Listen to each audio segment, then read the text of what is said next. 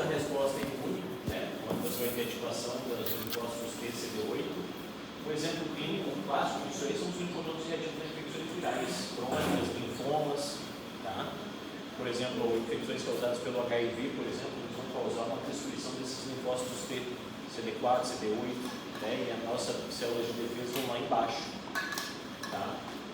Produção e maturação das células do sistema imune, né, você vai ter os órgãos primários, que é o timo e a medula óssea, onde você vai ter a formação dos linfócitos T, B e as células natural killer, né, NK. E você vai ter os órgãos secundários, que vão provocar a ativação e a expansão global dos linfócitos. Por exemplo, alguns pacientes com imunodeficiência, né, vão ser submetidos à esplenectomia. Todo paciente que é submetido à esplenectomia, que é retirado o baço, esse paciente ele tem que tomar algumas vacinas, porque o baço naturalmente ele nos protege de algumas bactérias. Pneumococo, meningococo, ele nos protege. Existem vacinas para essas bactérias? Existem, só que elas são consideradas vacinas extracalendário. Ela não faz parte do calendário vacinal normal. Mas esses pacientes que são esplenectomizados, eles precisam tomar essa vacina, porque eles já não vão ter mais esse mecanismo de defesa. Por exemplo, você vai e sofre um acidente de moto, rompe o baço, você vai para uma cirurgia e tira o baço. Esse paciente tem que ser vacinado para pneumo, meningo. Eu particularmente recomendo a vocês, que são da área da saúde, a tomarem essa vacina, porque nós estamos diretamente expostos, mesmo a gente tendo células de defesa, é melhor, sei lá, tomar a vacina e garantir que você está defendido, até para você não levar esses patógenos para casa. Meningococo, pneumococo, por exemplo, você pode comprar essas vacinas e nessas... onde vende vacina. Ela não faz parte do calendário vacinal, mas você pode, por exemplo, a minha filha tomou. E eu acho importante isso porque assim, eu estou no ambiente hospitalar quase todos os dias. Se eu levar esse patógeno para casa, será que ela vai estar imunizada? Então eu prefiro imunizar ela, diferente de uma pessoa que nunca entrou no hospital, não frequenta esse ambiente. Essas pessoas não precisam. Mas a pessoa que está ali todo dia, ele e os familiares, eu recomendo que... Vou te dar um exemplo. Eu tive 3 pneumonias bacterianas por trabalhar em pronto atendimento, de convidar e outros ambientes. Eu desenvolvi 15 nódulos no pulmão, uma cicatriz de 10 centímetros residual, no pulmão. Residual. E aí eu entrei no processo na época e eu fiz a vacinação da pneumo pela rede pública. Você tem que entrar no processo. E é um professor. Aí você tem que tomar 3 vacinas. A 13, a 15 e a 23. Hoje na rede particular você toma só pneumo 20, uma dose e está imunizado. No particular faz isso. Sim. Então e não é muito barato essas vacinas, mas 595. vou ser bem sincero, eu acho que vale a pena. Minha filha mesmo, de vacinas, eu fiz todas as vacinas da minha filha, menos a da tuberculose, que essa não tem na rede privada, só tem no SUS. Todas as outras eu fiz na rede privada. Toda vez que eu ia vacinar era uma cacetada, 3, 4 mil, 5 mil, mas... Eu não vou fazer propaganda não, porque imuniza aqui comigo na cidade. Fica à vontade para procurar onde quiser. Tá? Via de disseminação de infecções e metástases, então você tem células tumorais que utilizam os vasos linfáticos para atingir os linfonodos e os órgãos distantes. E aí você tem um mapa linfonodal, né, essencial para estadiamento oncológico. A gente precisa saber aonde está a drenagem linfática, porque, por exemplo, lá eu tenho um tumor no intestino. Dependendo da localização desse tumor, eu tenho que tirar aquela drenagem linfática do intestino para saber se o tumor está localizado só onde ele começou ou se já teve uma disseminação linfonodal. E se já tiver, você já está tratando também. Tá? Então, geralmente, quando você vai para uma cirurgia oncológica, você nunca vai fazer só, por exemplo, uma colectomia. Você vai fazer uma colectomia com a linfadenectomia. Você nunca vai fazer uma gastrectomia. Você vai fazer uma gastrectomia com uma linfadenectomia D2. Você vai tirar uma... Você vai tirar a defesa do paciente daquela região. Tá? Por exemplo, câncer de mama, né, com metástase linfonodal. Tá? Os linfonodos, eles são os filtros, né, que ficam ao longo dos vasos, contêm linfócitos, macrófagos, é importante na resposta adaptativa. Tá? Os órgãos linfóides primários, né, é a medula óssea e o timo, é importante vocês gravarem isso aqui. E os órgãos secundários, baço, tonsilas, placas de Peyer, tá? Isso aqui cai em prova. Mapa linfonodal, é importante, a gente vai falar hoje à tarde aonde estão essas cadeias linfonodais e como elas funcionam, né, na região da cabeça e pescoço, por exemplo, mandibular, cervical, maxilar, inguinal, mesentérico. É importante a gente ter o conhecimento. Por exemplo, outro dia eu peguei um paciente que foi encaminhado para mim, ele começou com uma linfonodomegalia cervical. Na região cervical você tem 3 níveis de drenagem, nível 1, nível 2 e nível 3. Cada região drena uma região específica. Quando esse paciente foi encaminhado para mim, já tinham feito um PAF, que é uma punção por agulha fina, enfiaram uma agulha, tiraram e mandaram para o laboratório. Só que quando você faz um PAF, você no máximo consegue o diagnóstico de ter uma neoplasia, mas você uma amostra tão pequena, você não consegue saber de onde. Quando o paciente veio para mim, eu examinei o paciente, eu falei pela localização, ou isso aqui é de base de língua ou é laringe. Aí eu pedi uma videolaringoscopia para esse paciente, fez a videolaringoscopia, estava lá o tumor, biopsiou, mandou para a análise, estamos aguardando o resultado, mas tinha uma baita de uma batata lá. A linfonodomegalia cervical era só uma continuação da doença dele. Se o cara soubesse que a drenagem daquela região é aquela lá na boca, ele não teria feito PAF, ele teria ido buscado o tumor direto, não a metástase linfonodal. É mais difícil você fazer o diagnóstico do tumor na metástase linfonodal do que direto na lesão. Nesse paciente, caso ele tenha, vai ter que fazer a laringectomia com o esvaziamento cervical. Ele vai ficar o resto da vida aguardado. Com certeza. Só que aí depende. Por exemplo, nesse caso, o primeiro passo na oncologia que você dá é o diagnóstico. O diagnóstico a gente consegue através da biópsia, que foi feito através da videolaringoscopia. Tinha lesão lá, a gente biopsiou. O segundo passo da oncologia é o estadiamento. Eu preciso saber em que pé que está essa doença. Que ele tem uma metástase linfonodal, eu já sei. Mas será que ele tem metástase à distância? Porque isso aí muda completamente o tratamento do paciente. Por exemplo, se ele já tiver metástase pulmonar, hepática, em outros órgãos, tomografia. Aí a gente pede uma tomografia de tórax, cervical e abdominal, para ver se não tem metástase hepática, pulmonar e ver como é que está a cadeia linfonodal. Porque bem nessa região, onde é o nível, você tem aqui os principais vasos, carótida, jugular, você tem que ver se está infiltrando esses vasos. Porque se estiver infiltrando, uma das principais características do linfonodo neoplásico é a característica infiltrativa. Ele vai crescendo e vai infiltrando as outras estruturas. Com isso, quando você pega um linfonodo inflamatório, por exemplo, ele é doloroso, porque ele está inflamado. Você pega nele, o paciente, doeu, não sei o que, incomoda, dói, tem sinais flogísticos, calor, rubor, dor. O neoplásico já não, ele é infiltrativo. Se ele é infiltrativo, você palpa ele, ele é duro, você mexe nele, ele quase não mexe. O inflamatório não, ele é molinho, ele mexe, dói, você mexe nele e fala, tá. E aí, essa é a principal diferença entre o linfonodo inflamatório e o linfonodo neoplásico. Você palpou o linfonodo neoplásico duro, grudado, é neoplásico. Pode ir atrás, esse cara está com câncer. Mas se é aquele linfonodo molinho, doloroso, isso é inflamatório, é alguma infecção. Vai atrás da infecção. Tá? Então você tem dois tipos de imunidade, né? Que é a inata e a adaptativa. A inata, ela é uma imunidade mais rápida, mas ela é inespecífica. É aquele exército, vamos dizer que eu tenho 2 exércitos aqui, dividido no meio 2 exércitos. Eu tenho uma guerra, ó, vai vocês lá, é inespecífico, e nós vamos ficar aqui. Aí a gente chega, ó, vamos ver o que eles têm de arma, vamos ver o que eles têm. Esse grupo aqui é o especial. Não falar, ó, vocês têm que levar essas armas aqui para matar aquele povo lá. Tá? Que é a adaptativa, ela é mais específica e vai provocar uma memória imunológica.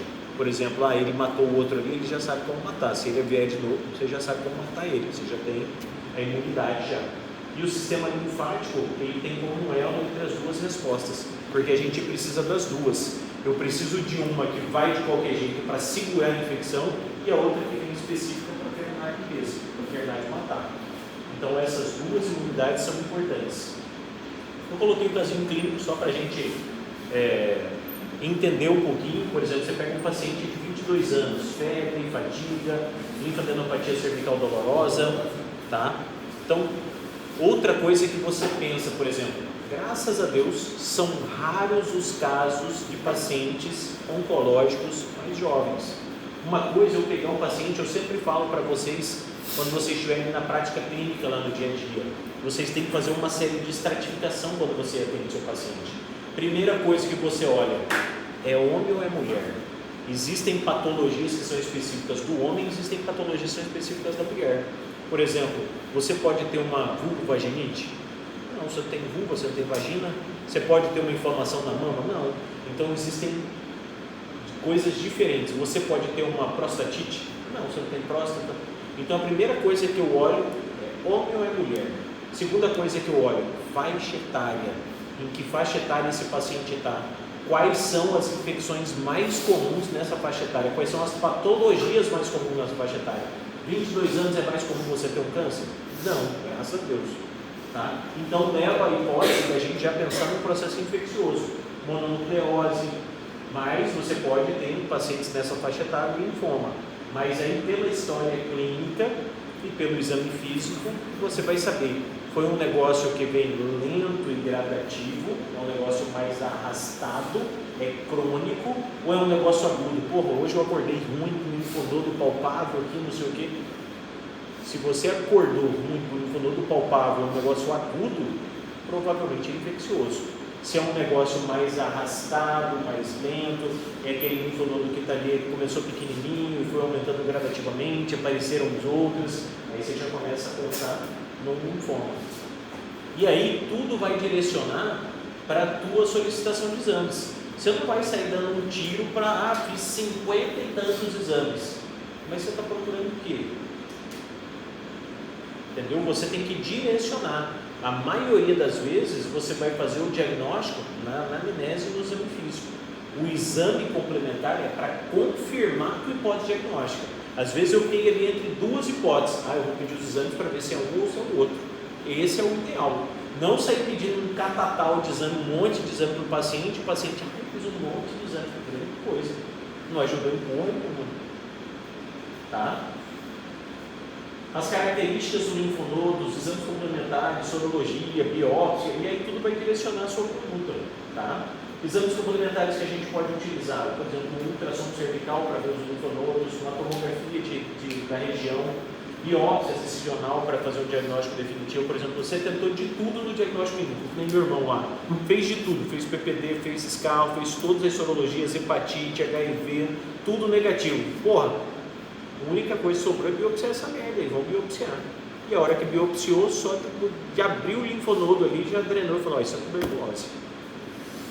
Mesmo tendo PPD e o SCAL negativo. Ele começou o tratamento e em uma semana ele já não tinha mais nenhum linfonodo.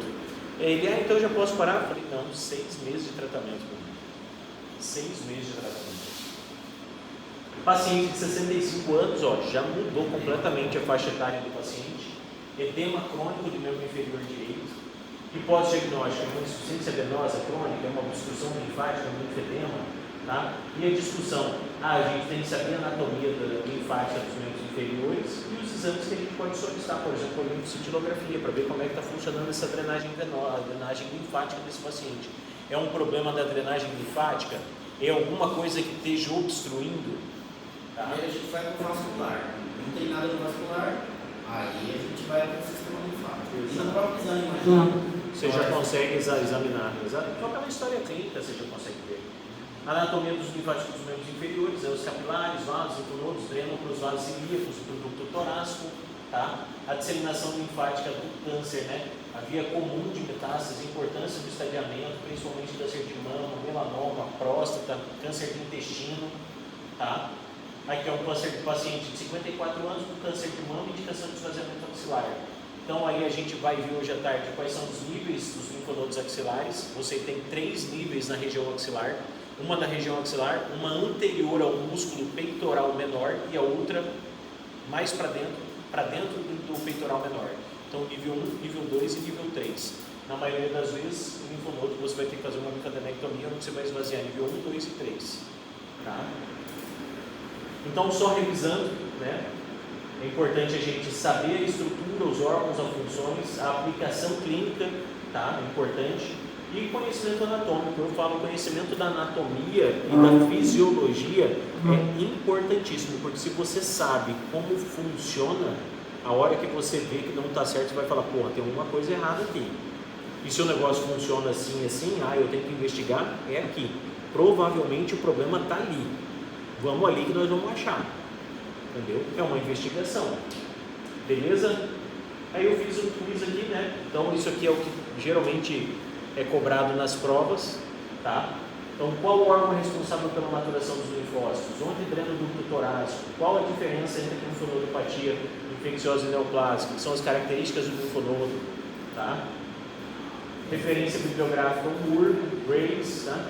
E é isso aí. E hoje à tarde a gente vai falar mais ainda. A gente vai fazer a descrição das cadeias linfonodais, da cabeça e pescoço, descrição das cadeias linfonodais axilares, dos membros inferiores, os órgãos linfáticos primários e secundários. Vai ficar para a aula da tarde. Beleza, galera? Dúvidas até aqui? Tranquilo? Alguma pergunta, algum questionamento? Doutor, eu não concordo com tudo que você falou, não concordo em parte, concordo com tudo que eu não estudei nada. O senhor está falando um monte de bobagem e eu vou aceitar sem mesmo. Existem diferenças anatômicas também, imagina, de paciente a paciente, né? Variações anatômicas, você tem que considerar sempre uma variação anatômica. Por exemplo, provavelmente você tem pessoas que não têm 3 níveis, tem 2 níveis. E é como mais um pouquinho mais raro. É raro, as variações anatômicas são raras. Mais comum do que o normal. A maioria do pessoal mas são raras as variações. Por exemplo, uma variação anatômica, sem ser na linfática, mas na vascularização. O paciente que tem a braquial, que ela bifurca aqui, bifurca aqui, bifurca aqui. Sim, a gente viu com a Mari. Não, as variações anatômicas elas podem acontecer. E a gente não tem resposta técnica, nada referente a isso aí. Não porque hoje em dia você pode fazer isso com muito tudo, né? Por exemplo, lá você está, por exemplo, vai fazer uma gastrectomia e pede uma tomografia com contraste e você viu uma variação anatômica que você não conseguiu identificar, antes de operar esse paciente, você pode pedir uma angiotomografia, que é uma tomografia dos vasos, específica dos vasos. Por exemplo, quando você vai fazer uma hepatectomia, a gente faz uma angiotomografia dos vasos hepáticos, para ver onde é que está a vascularização, como que ela está, porque assim, já pensou que você tirou metade do fígado do paciente e você ligou a vascularização para outra metade? Você mata o paciente. Ou ele vai evoluir uma insuficiência hepática. Então você tem que conhecer bem a vascularização do órgão antes de fazer a retirada. Na maioria das vezes, uma tomografia de abdômen com contraste, você consegue ver a maioria dos vasos. Você consegue ver certinho toda a variação. E quando tem alguma variação mais diferente, aí você tem que tomar mais cuidado. Por exemplo, os nossos órgãos, eles fazem uma rotação quando a gente detectar informação. Eu já vi uma paciente que ela não fez essa rotação. Ela tem todos os órgãos invertidos, o coração para cá, o apêndice para cá, estrocardia. Só que o dela não era só cardíaco, era tudo. E aí essa paciente me apareceu no consultório com os exames. Aí eu peguei o raio-x e ela, o raio-x, está ali o raio-x. Aí eu falei, não, tá errado. Aí eu virei o raio-x e falei, não, mas a identificação ela sempre fica na ponta direita superior. Aí eu falei, você tem os órgãos invertidos? Aí ela, eu cheguei só para saber se o senhor quer identificar. Desse jeito. Aí eu falei, ou o raio-x está errado ou a senhora tem os órgãos invertidos. Então, por exemplo, ela pode ter uma dor de apendicite do lado esquerdo. Você pensaria numa apendicite do lado esquerdo? Eu não pensaria. Entendeu? Então você tem que tomar coisa, é uma variação. Essa é uma puta de uma variação anatômica, né? Essa paciente faz acompanhamento comigo até hoje, essa lazarenta aí. Pô, eu já atendi hoje alguns pacientes, então assim, eu não sei se vocês já ouviram falar do projeto Diretrizes. Não. Tá? Vocês digitam na internet aí Diretrizes Médicas. Tá? Tem todas as patologias que você possa imaginar, ou pelo menos a maioria delas. Fisiopatologia, mecanismo, tratamento, tudo é para médico, tá? Diretrizes. Uma vez eu atendi uma paciente que ela tinha queixas urinárias, ela entrou no site, pegou lá sobre infecção urinária e, cara, não sei se foi sorte, se foi o que foi, mas eu volto e meio e dou uma lida. Eu pego um artigo e leio, eu pego muito e dou uma lida. Só, e assim, de assuntos diversos. E eu tinha lido naquela semana sobre infecção urinária. E eu estou vendo uma paciente, ela está aqui, eu estou aqui, e ela estava aqui assim, a mesa aqui, né? E ela aqui assim, e aí, não, ela não estava lendo, ela estava vendo se o que eu estava falando estava compatível com aquilo ali, entendeu? Mas ela contra-argumentava, mas o senhor vai tratar com o que for quiser, o senhor vai pedir, porque lá fala, você pode pedir um ou outro E eu tô vendo lá que assim, eu falei, pode ver o que você tem aí, não tem problema. Isso aí provavelmente que você está vendo, eu posso estar enganado, mas é do projeto de diretrizes, você já viu certinho. Você pode fazer o tratamento com 3 dias, com 5 dias, com 7 dias, com esse antibiótico. Você pode fazer uma orocultura antes, que seria o ideal, né? Direcionar seu tratamento a ela. Paciente está sendo Cara, os caras dão bugada. E outra coisa que você tem que tomar cuidado é com o paciente crônico. Os pacientes crônicos, eles sabem mais da patologia do que você. E não tem como você saber mais que ele, porque eles ficam o dia inteiro aqui estudando sobre a patologia dele. O dia inteiro. Ah, saiu um artigo, está lendo. Saiu um artigo, está lendo. Você não consegue acompanhar. Nós não conseguimos acompanhar, então eu não consigo. E aí eu sou bem franco, falar, não, esse artigo eu não li, não tem essa mensagem, não é para mim, deixa eu ler, deixa eu dar uma olhada, deixa eu analisar. Eu sou bem franco. Porque não tem como. Na área da oncologia, então, nem se fala. Cara. Na área da oncologia, quimioterapia, todo dia tem um quimioterápico novo, isso aí. Então, e os pacientes estão assim, eles chegam, não, doutor, olha isso aqui, ó. Aí, Por exemplo, se você não souber como tornar o negócio, você... Aí o paciente fala, não, esse aqui não vou mais. Na oncologia, por exemplo, não sei se você conhece o Dr. Maurício lá de Cuiabá, o Braço. O Felipe, filho dele, teve um câncer subcutâneo. Tirou o tumor e tal, veio passar outro pulmão. Cara, o cara vendeu tudo, pagou R$1,5 milhão para fazer um tratamento experimental lá nos Estados Unidos. Das centenas de tratamentos experimentais que tem, que estão em fase de teste.